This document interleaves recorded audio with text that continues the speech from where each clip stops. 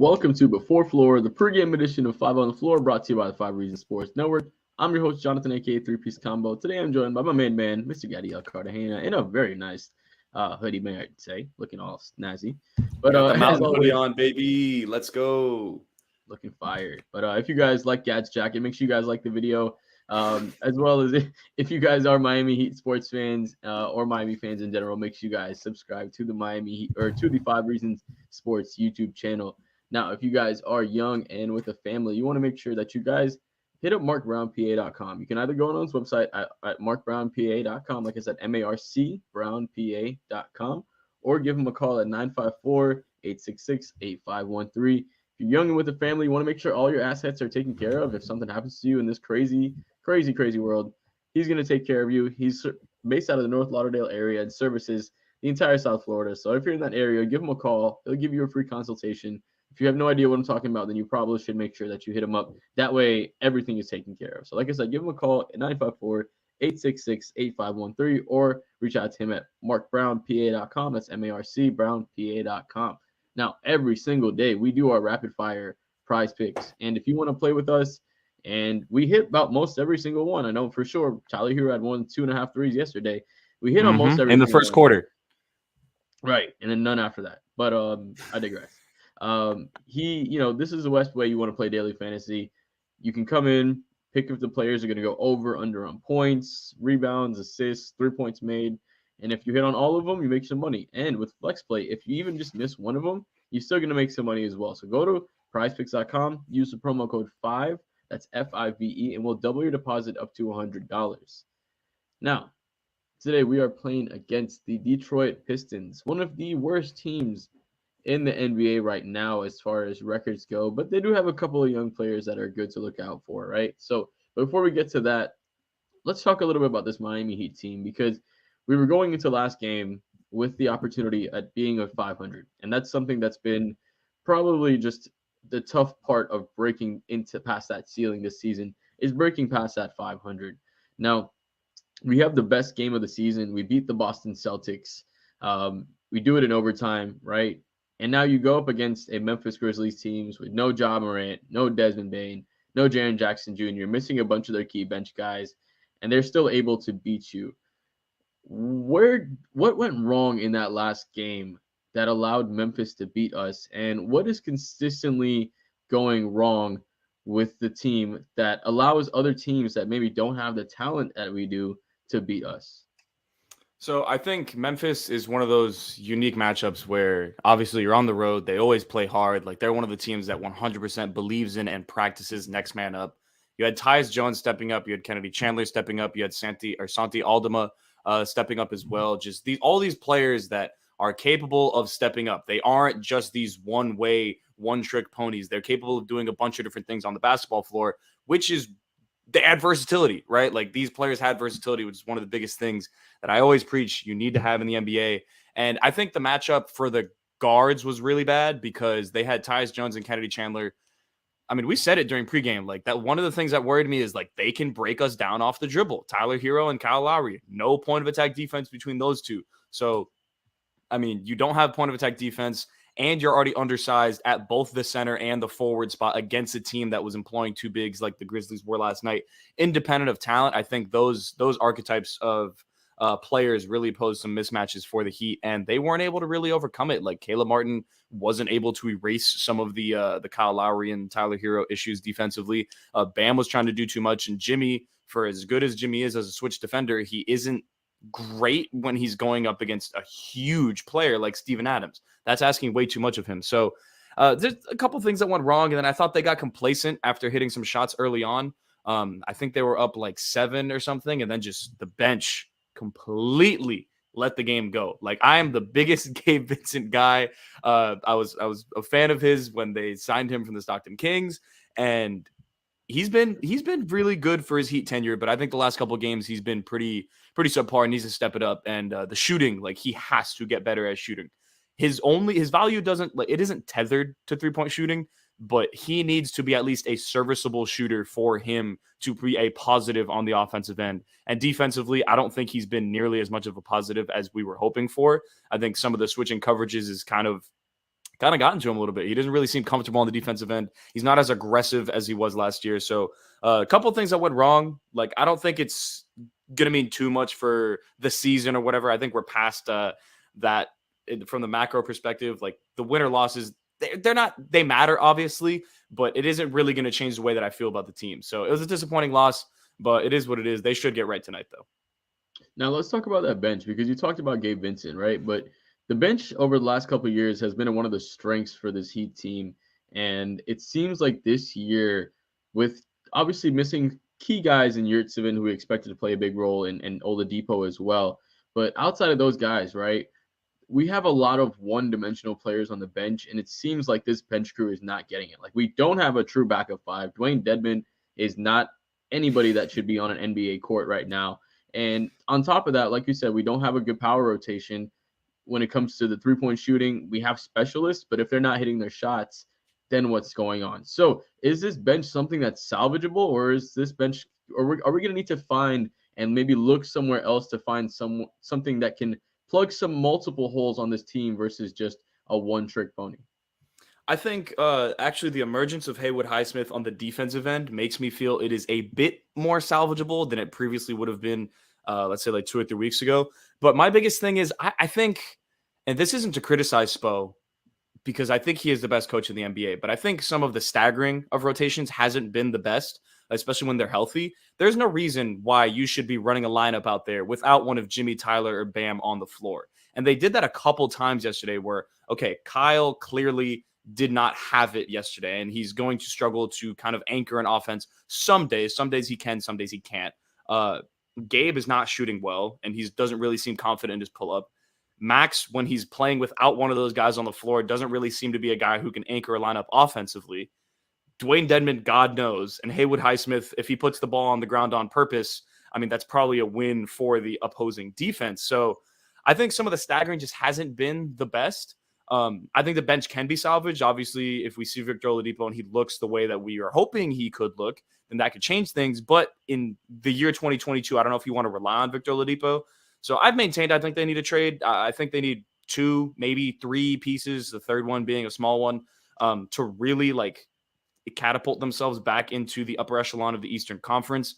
But I think in terms of at least being an average bench, I think they can accomplish that just by virtue of staggering better. I think you need to have one of Jimmy, Bam, or Tyler on the floor at all times, and really one of Jimmy or Bam on the floor at all times. So if they're able to figure that out, great. If not, you might see some games like the bench had last night. Yeah, so let's talk a little bit more about this game, man. Right, we're playing the Pistons. Obviously, not one of the best teams in the league. They're struggling at one of, I think, what is it, 5-14 is their They're current really record bad right now. So, I don't have the exact record, but they're the second worst team in net rating, behind I think only the Spurs, who are actively tanking their way out of the league. actively tanking, clearly. But let's talk about them because obviously they don't have a cohesive unit that can break you down. But looking at just some of the stats, right? Something they do very well is get to the free throw line. Number 1 in free throws attempts, number 1 in free throws made. And they have a couple of good players. Obviously, Bogdanovic has been playing really well, leading the way scoring for them. I did believe you said no Cade Cunningham tonight. No, Cade. I think Cade's out for the majority of the season. I don't know when, but yeah, he's not playing tonight.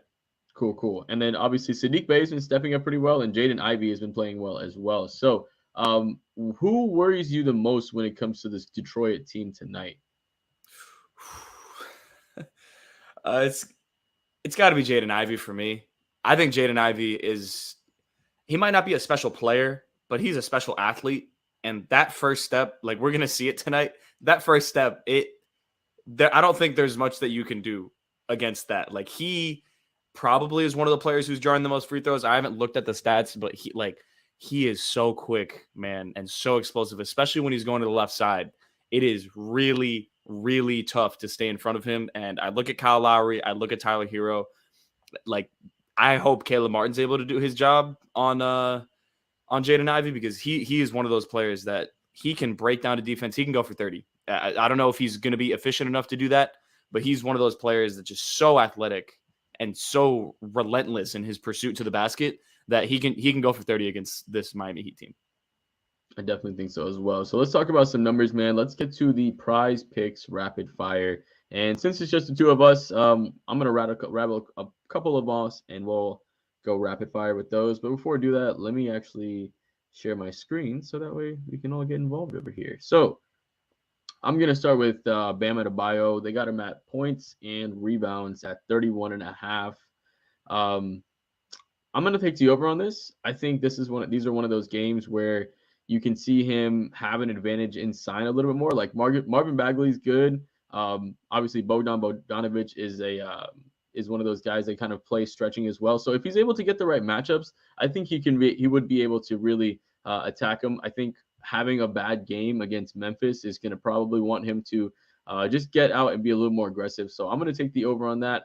I think he has over on the 31.5 points plus rebounds. Caleb Martin, Gad, is at 1.5 3-points made. Are you going over on that or under? I'll go under. I think yesterday he was taking a lot of threes, and obviously you would think that Caleb is going to take a similar number of threes, but I think his role changes a lot when Jimmy's not in the lineup. So Jimmy not being in the lineup, I think you see more of a slashing, driving Caleb, where he's kind of playing off of Bam as opposed to just playing, relocating around Jimmy's drives. I'll say under for Caleb. He'll probably hit 1-3. Hopefully he hits more. I think he has a good game overall, but I don't think this is one of those games where he's really relying on the 3-point shot as much. Yeah, I can see that as well. Like you said, his role definitely changes when he's playing with Jimmy. He doesn't have to be as focused on just trying to be that scorer. He can do other things. So let's get to Max Strus. They have him. I'm trying to look at his game log to see what he has, but they have him over here at 2.5 3-point made.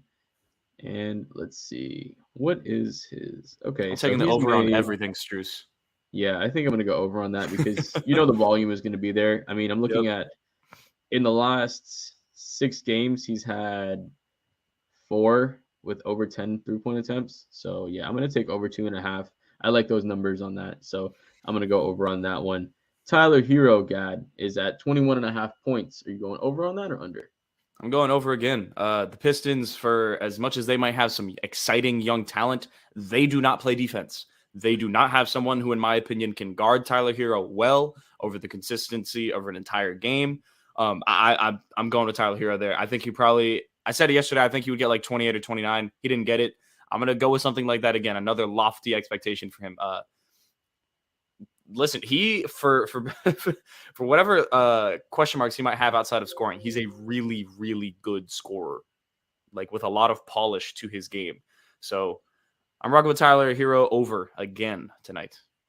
Yeah, I think so as well. I think he has another good game. I think last game was indicative. It just shows last game was one of those games where it's like, all right, you lost, but you couldn't really blame Herro, So I think he had a good game. I think he continues to build on it. I think when we see a truly healthy Tyler Herro, we just see how good he can be. It's just whenever those injuries start to come into play, that just plays into it, and you can see that it affects him on the court as well. So I'm going to start us off with predictions. I think Miami gets it done. I think after a loss to Memphis, they're going to come out a little bit more motivated. Obviously, losing to a team, missing 3 or 4 of their top 5 or 6 players, that's something you don't want to do, especially when you had the opportunity to go and get to 500. This is not a must-win game, but these games you have to win. Like, you don't want to lose to one of the worst teams in the league. So I think Miami goes in there. I think we saw that Jimmy wasn't aggressive in the first half in the last game. I think we see a little bit more of an aggressive Jimmy to start off this game, just to Jimmy set the tone. Is out, my brother. Oh, so no Jimmy Butler tonight. Yeah. Caleb Martin is going to start aggressively and start setting the tone. But no, if Jimmy's out, then that means probably we'll see a more aggressive Bam like we've seen over the recent stretch of week and a half or so. So look for Bam Adebayo to be aggressive. But I think Miami gets it done. I think this team is there's too much pride for this team not to get it done. Gad, what do you feel about this game? I 100% agree with literally every single thing you said. For all the reasons you laid out, honestly, I think you see more aggressive Bam. I think the team looks a little bit more energized tonight. They're playing at home for the first time in a couple games. The only thing that I will say is one of the players I'm intrigued to watch for Detroit is Jalen Duren. He's like one of the youngest players in the league. I think he's like an 18, maybe 19-year-old center who's also is built like a man-child. He's like 6'8", 245 or something. And is one hell of a defender. So if he matches up with Bam, I'd be very intrigued to see someone who kind of matches Bam's athleticism, size, and strength, and wingspan. Like, they're built pretty similarly. Obviously, Bam being leaps and bounds ahead of where Jalen Duren is. But I hope we get to see that matchup a little bit tonight. I want to see how Bam matches his energy and how Bam is able to take advantage of one of the younger players who also is a formidable defender in the NBA, because they don't have many good defenders on Detroit. Like their defense is not good. They don't play cohesive team defense. There should be holes for the Heat to exploit. I'm rocking with the Heat tonight. Depot Day, I think. We don't know for sure yet. So I'm excited for that too. Hopefully Victor Oladipo can kind of pick the spirits up a little bit of this team, although I don't want to put that on his shoulders too much.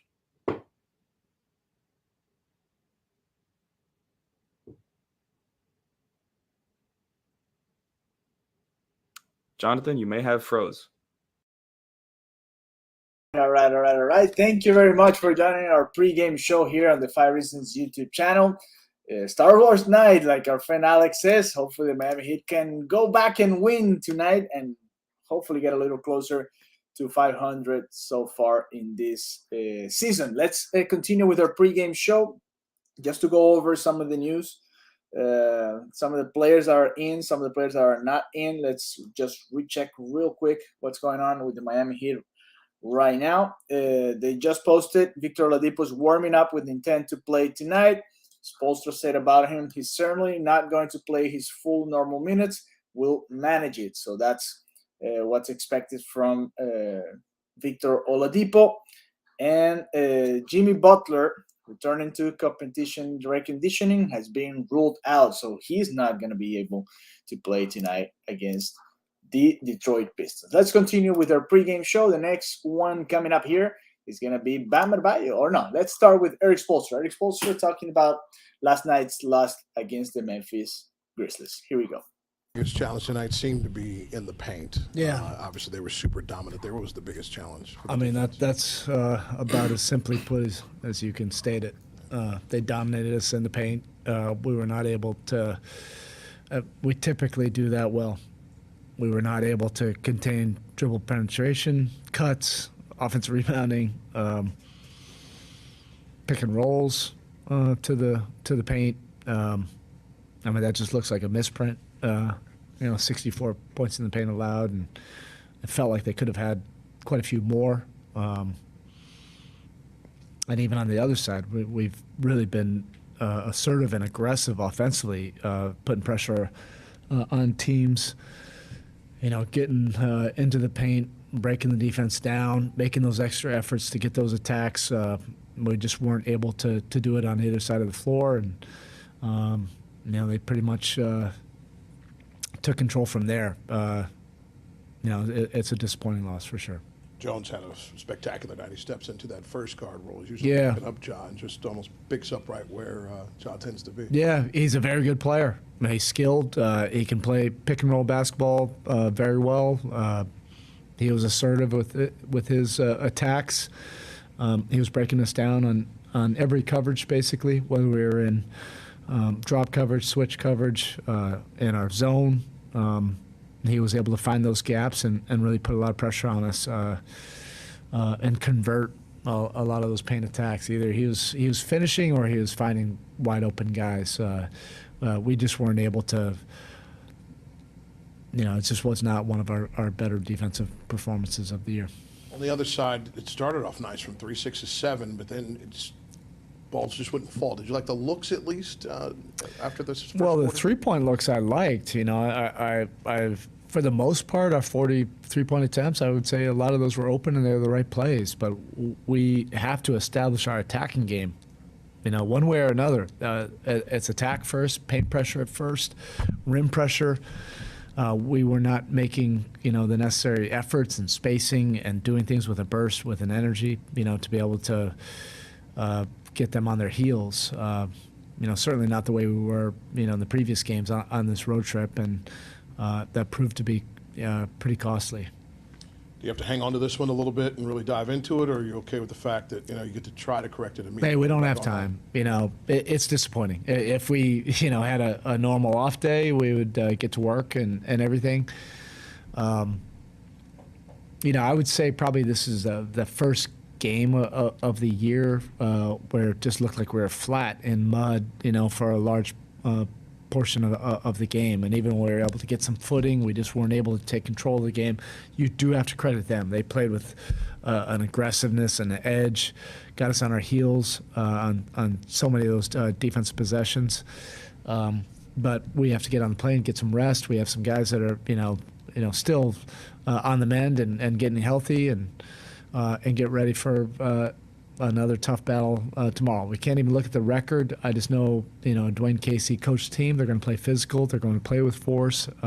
They have great habits that they're developing, and they're a young team with a lot of energy. So we got to gear up and get ready for that. Jimmy Butler did not score, had one basket in the first half, and he sort of picked it up in the third.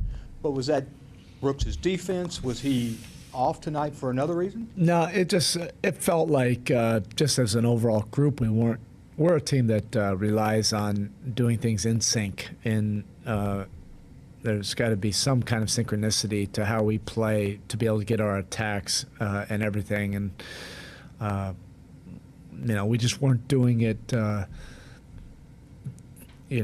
diligently enough to be able to make those efforts to be able to attack and get what we want. We had spurts of it throughout the course of the game, but just not consistently enough. Certainly not the way we've been playing, for the last few weeks. Okay, thank you.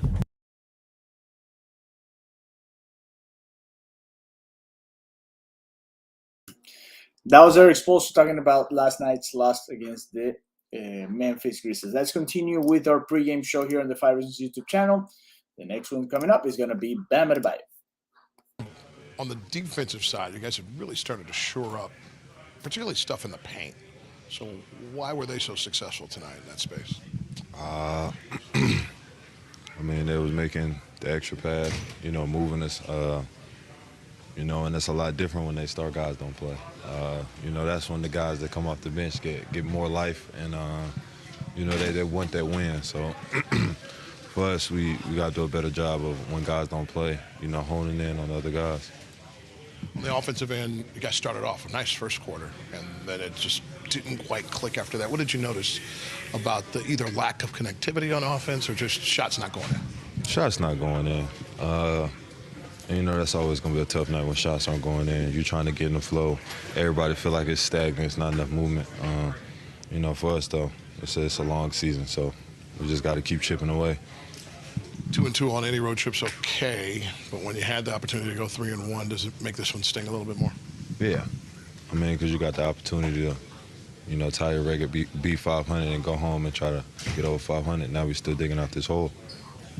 From a just review standpoint, can you just lay this game down and let it be, or do you have to dig into it a little bit on the flight, or just get ready and focus on everything? Detroit tomorrow. I feel like we can hold this until 30 minutes after the game, honestly, because like you said, we got a new game tomorrow. Different personnel. It's not like the playoffs, so you can prep on to the next. Does it ever just confound you of how good you all can be on one night, and then on a different night, it just doesn't fire the same way? Yeah, that's the point of 82-game season. It's the point of training camp. It's the point of practice, to build those habits and, keep building that connection between all of us.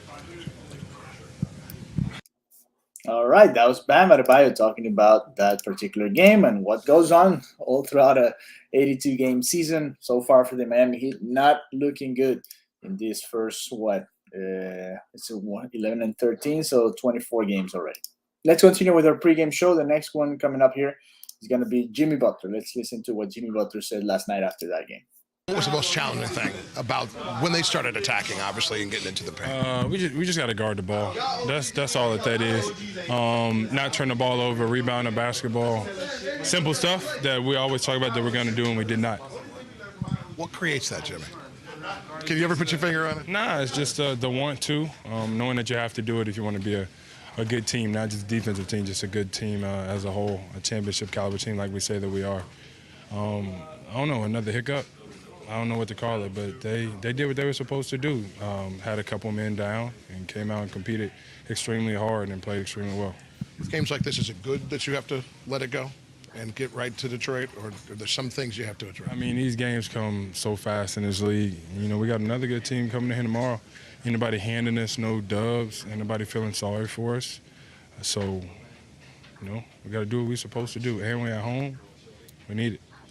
All in all, were you comfortable with the shots you guys got after the first quarter? I mean, you were rolling. You had 6 or 7 from 3 at that point, and they just didn't fall. Of course. That's the way that the game goes at times. Got to keep taking the shots that we normally take, knowing the next one is going to go in, keep sharing the ball, and not forget that it's a team effort. We got to continue to whip that ball around and shoot the ball and crash. And, you know, if you miss, know that you're going to get another opportunity at it. Finally, I always find it remarkable how one game can change the feeling of a trip. You think about any trip and you say, well, 2 for 2, that's pretty good on most road trips. But because it could have been 3-1 going away, does it make it sting a little bit more? I mean, I don't like to lose any game. So all of them feel the same to me, home, away, no matter our opponent. I don't like to lose any game. All right, that was Jimmy Butler, who, by the way, is not going to be available tonight. He's getting back into shape. The Miami Heat are deciding not to play him, but he's not the only one who's out. Also, Dwayne Dedmon, because of his foot, and Gabe Vincent, because of his knee, have also been ruled out of tonight's game against the Pistons. So there you go. The Miami Heat struggling to keep a healthy squad going on during this season. A lot of time management, a lot of rotation going on for Erik Spoelstra. Let's finish our pregame show here with Tyler Herro. Tyler Herro coming up here on the 5 Reasons Quarter YouTube channel. response by them was tough. What did you notice at that particular point that was just hard to get over the hump for the rest of the game? They were assaulting the paint, you know, in the second quarter, really the first quarter, the whole game, getting in the paint. And we weren't. I didn't think we were aggressive enough. I didn't think we put enough pressure on them. I think they were too comfortable, and on that end of the ball, they were able to get whatever they wanted, especially in the paint, and that hurt us. Spo said it was probably the first game all season where it just felt flat, trying to get in sync, just couldn't quite get there after the first quarter. Did you see it the same way? Yeah, it's a tough game. Obviously, the last game on a long road trip is never easy. You know, everyone wants to get home, especially on the back-to-back, but that's no excuse, you know. As professionals, we got to come in here and do our job no matter what. And, you know, we came out a little flat, but, you know, that's why it's the NBA and we got another one tomorrow.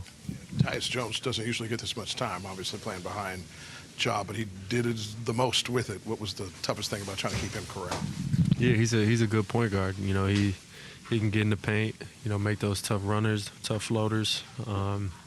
And again, I think he was too comfortable, you know, coming off pick and rolls. He was playing in the pocket and able to make, you know, the right reads, whether it's a floater or making plays. So he played good tonight.